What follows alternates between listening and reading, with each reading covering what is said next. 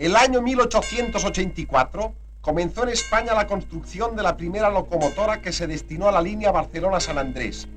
Después se construyeron algunas más, hasta que por las dificultades motivadas de la Gran Guerra de los años 14 al 18, se erigió en España la primera factoría destinada a la construcción de grandes series de locomotoras. Actualmente, las factorías existentes ocupan más de 10.000 obreros y cubren con exceso las necesidades del país, habiéndose nacionalizado totalmente esta industria. La construcción de un nuevo tipo de locomotora requiere una labor preparatoria que realizan los ingenieros y delineantes, donde se calculan las características y dimensiones de los diversos elementos y se dibujan los 3.000 planos que han de entregarse a talleres. En estas oficinas se fija también con todo detalle el proceso que ha de seguir la construcción de cada pieza, las máquinas que han de elaborarlas y el tiempo que ha de emplearse en cada operación.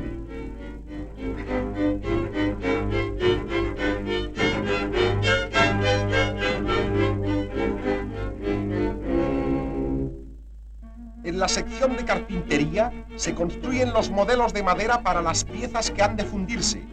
Una pieza característica es el núcleo de la rueda, cuyo proceso de construcción seguiremos en las diferentes secciones.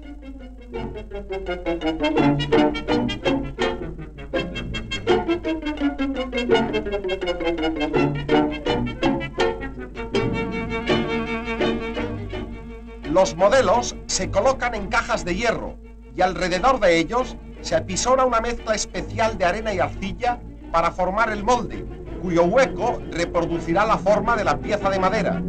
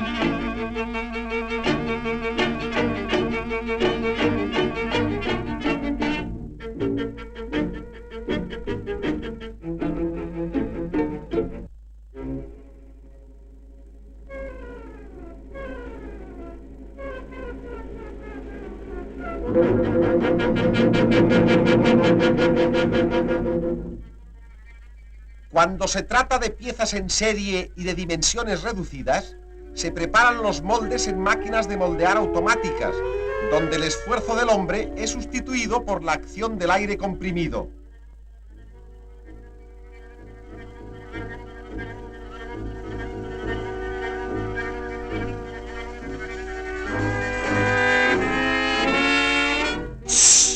Por este sistema se moldean, al igual que otras piezas análogas, los topes de la locomotora. El hierro colado se funde en el cubilote, donde alcanza una temperatura superior a 1400 grados por la combustión del coke metalúrgico. Cuando se reúne cantidad suficiente, se vierte en grandes cucharas, llenando con este caldo los moldes que se han preparado anteriormente.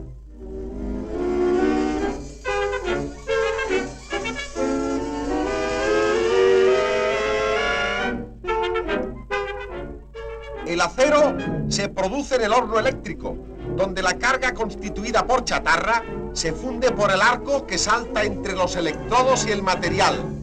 En el arco se alcanza la temperatura de unos 3000 grados, más que la mitad de la temperatura del Sol.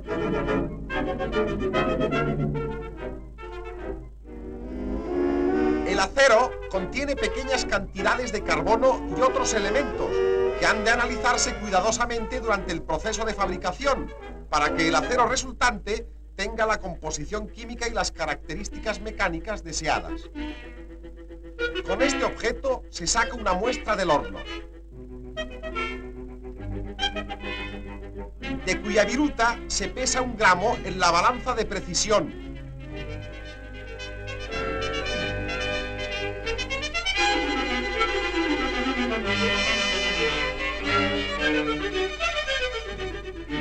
Colocada en una navecilla de porcelana, se quema en un pequeño horno eléctrico en corriente de oxígeno, determinándose el carbono por el volumen del anhídrido carbónico formado.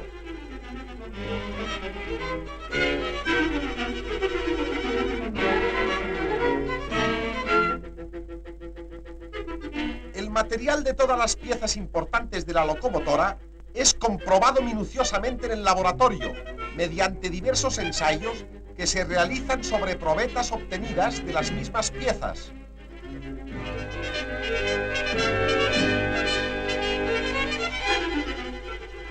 Con este aparato se mide la dureza, característica muy importante en las piezas sometidas a rozamiento. La resistencia a la tracción se mide con esta máquina especial capaz para una potencia de 20 toneladas.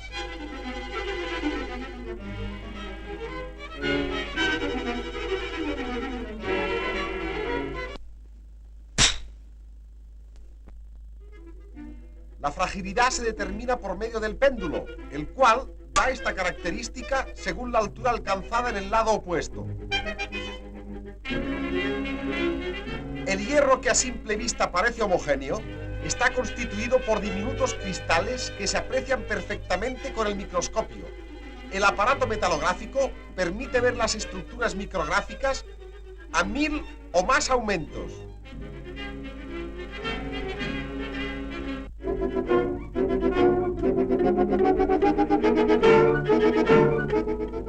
Comprobada la calidad del acero, se puede colar y llenar la cuchara, que llevará el caldo a los moldes y lingoteras. Este chorro de acero líquido sale a la friolera de 1650 grados.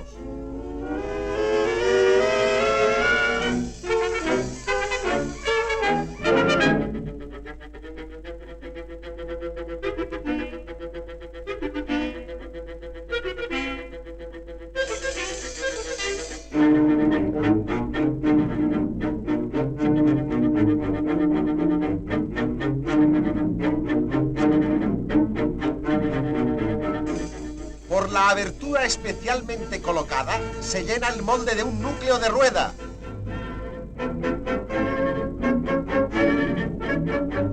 De la misma forma, se llenan los moldes de los lingotes.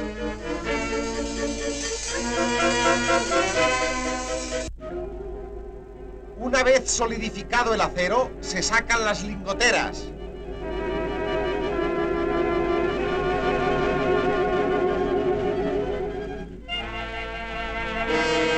Siguiendo el proceso iniciado, hemos llegado al desmoldeo de un núcleo de rueda.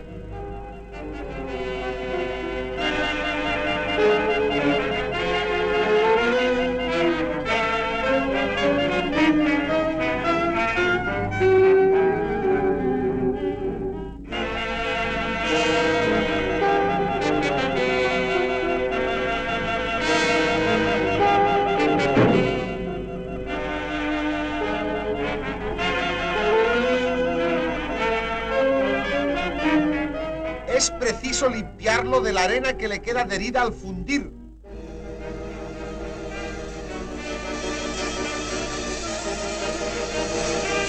Y suprimir los excesos de material que se deja exprofeso, cortándolos con el soplete oxiacetilénico, obteniéndose así una pieza de acero, reproducción exacta del modelo de madera.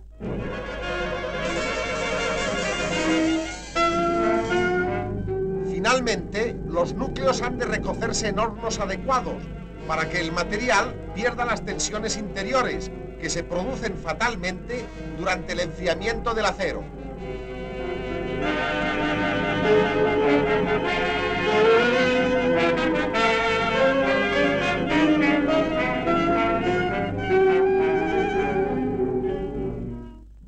Hay piezas piezas que por el trabajo que han de efectuar necesitan ser sometidas a grandes presiones para hacer el material más compacto y mejorar su calidad. Una pieza típica de este género es la biela, que ha de transmitir todo el esfuerzo del cilindro de vapor a los rodajes. Las bielas se obtienen de un tocho que se calienta a unos 1100 grados en un horno de forja.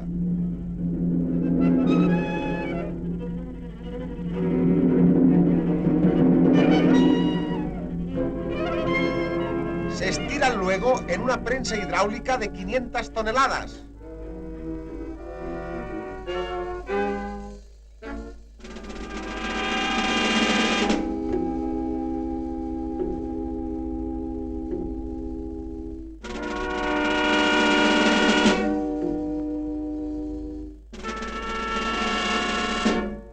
Dándoles después la forma apropiada en un martinete de aire comprimido.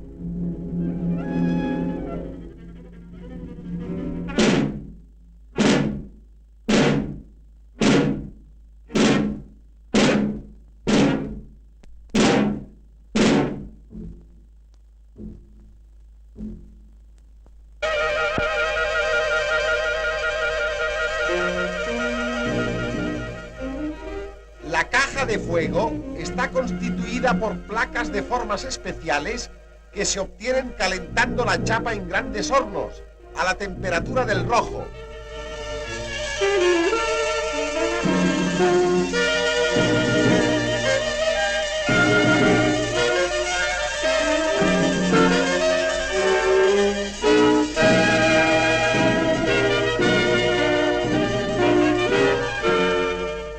Moldeándolas después en prensas hidráulicas con moldes adecuados.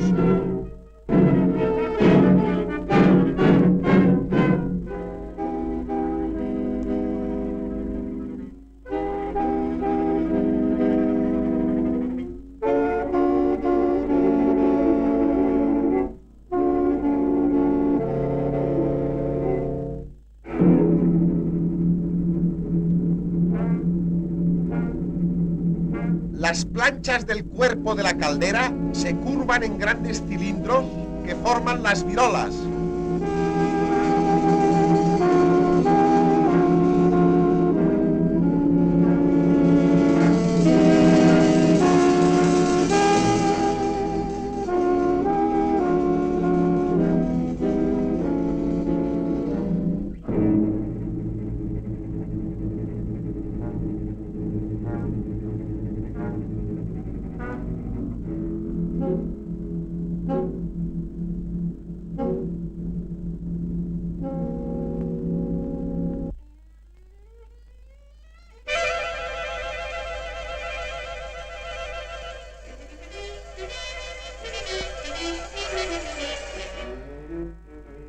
En las placas se practican los agujeros para los virotillos en máquinas de taladrar, valiéndose de plantillas encasquilladas que aseguran que todas las piezas tendrán una distribución de agujeros exactamente iguales. Obtenidos por separado los elementos constitutivos de la caja de fuego, se procede a su montaje.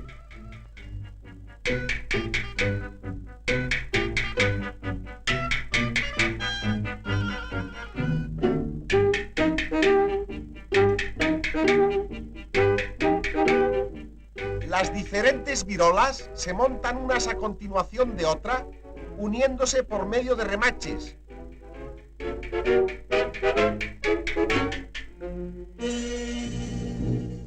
Esta operación se efectúa en una remachadora hidráulica.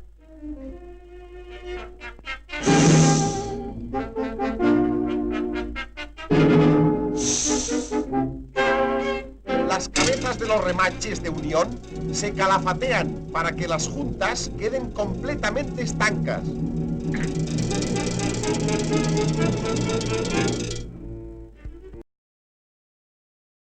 El cajón de cobre montado se introduce en la envolvente y se unen ambos elementos por medio de virotillos de cobre roscados.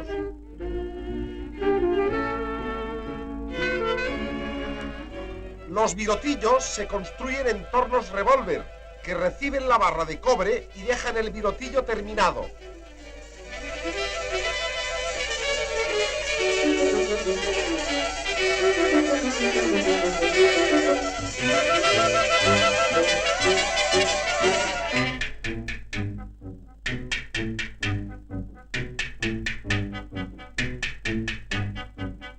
La unión de la caja de cobre con la envolvente formando el hogar o caja de fuego requiere la colocación de unos 2.500 virotillos que se deben atornillar, remachar y retacar uno a uno.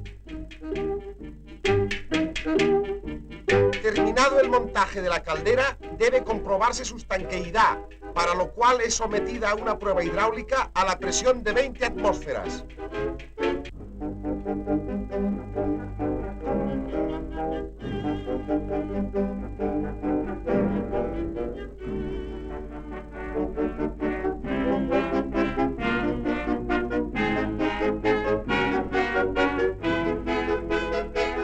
Las piezas fundidas o forjadas han de mecanizarse para obtener las dimensiones exactas que figuran en el plano. A este trabajo se destinan amplias naves que contienen un sinnúmero de tornos, fresadoras, máquinas de mandrilar y otras máquinas herramientas.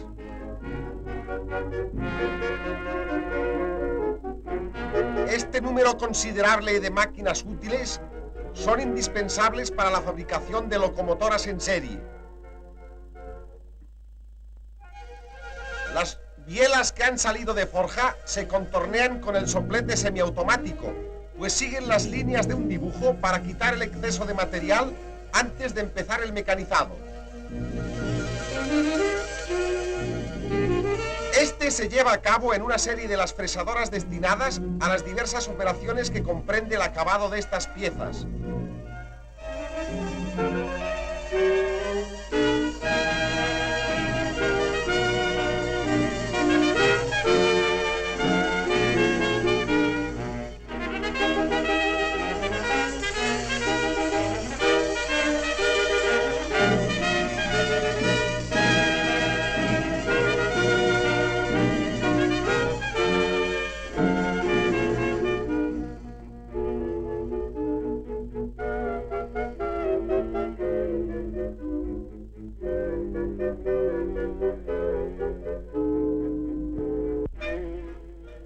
Simultáneamente van mecanizándose las otras piezas que deban luego ajustarse a las bielas, tales como el cojinete. Terminado el mecanizado, se ajustan en sus cabezas los cojinetes de bronce.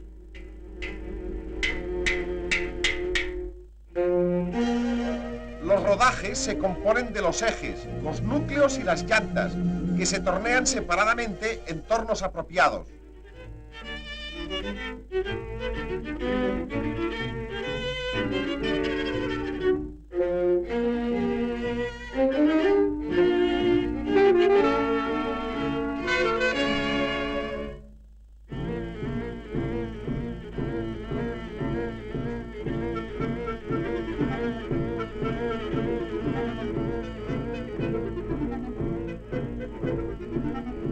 El eje se monta en el núcleo por medio de una prensa hidráulica con un esfuerzo de 80 toneladas.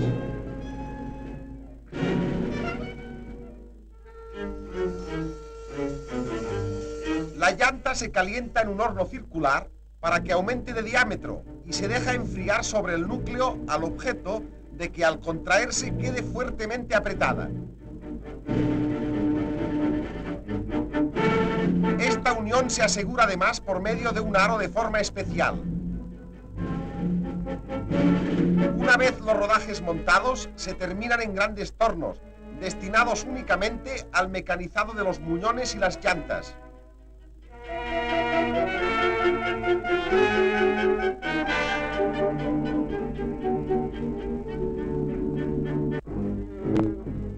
La máquina de vapor se compone del cilindro y el pistón. El pistón se trabaja en un torno revólver de grandes dimensiones.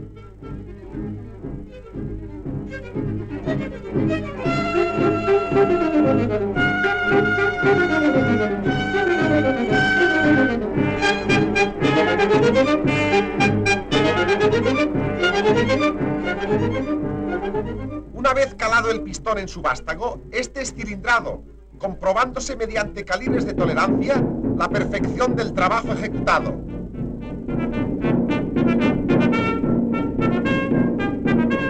El interior de los cilindros se mecaniza en máquinas de mandrilar.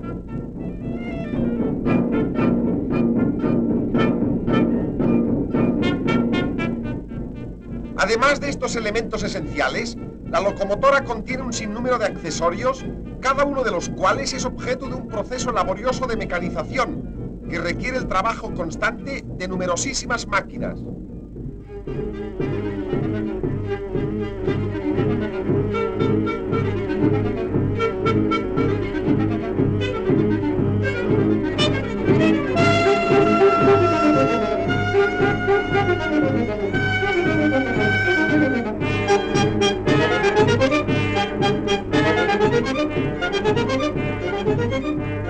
Los bastidores están constituidos por dos planchas de 30 milímetros de espesor que se agujerean en serie, utilizándose máquinas de taladrar múltiples con cuyos taladros se perfila el contorno.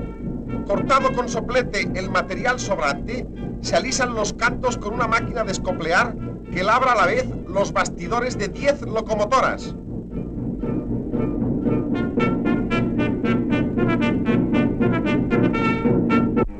En esta nave se montan las locomotoras.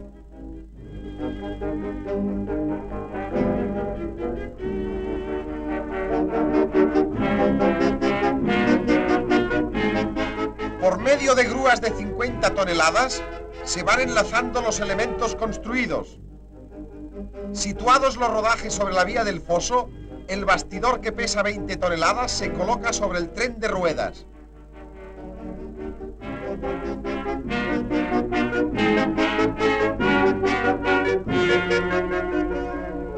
De la misma forma, colocamos la caldera sobre el bastidor.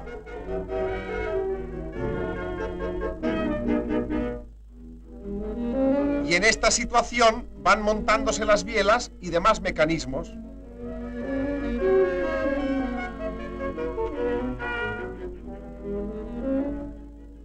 Listo el montaje, se colocan los recalentadores, encargados de conducir el vapor por el interior de los tubos de humo.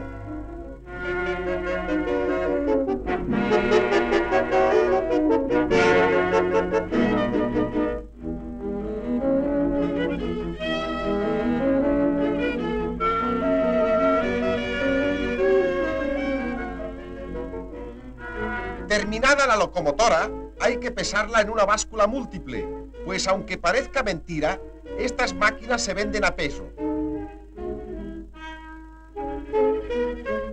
Este magnífico ejemplar pesa en orden de marcha la friolera de 156.000 kilos. Solo falta hacer fuego, dar presión a la caldera, regular las válvulas de escape.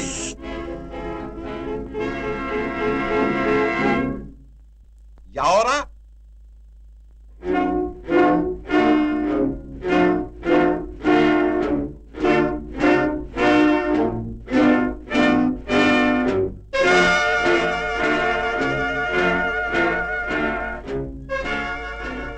transportar por medio del carro transbordador la máquina a la vía del apartadero de la factoría, para que pueda salir por sus propios medios a la vía general y pasar a los depósitos de las compañías de ferrocarriles, donde la destinarán al servicio de trenes.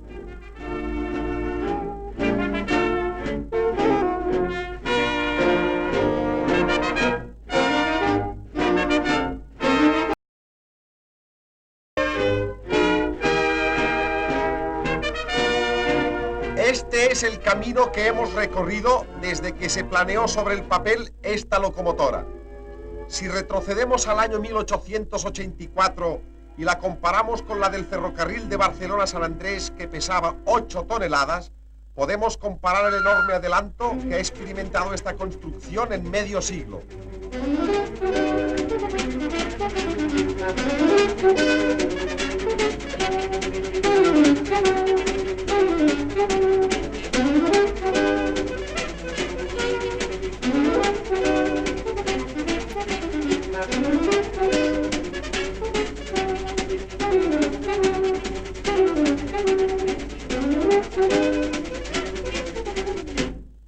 Esta locomotora de larga chimenea, que conserva todavía la red nacional de ferrocarriles, es la primera que circuló por la línea de Barcelona-Mataró, primer ferrocarril que hubo en España. Paralizada hoy por el curso de los años, parece sentirse orgullosa en ceder el paso a una de sus potentes sucesoras.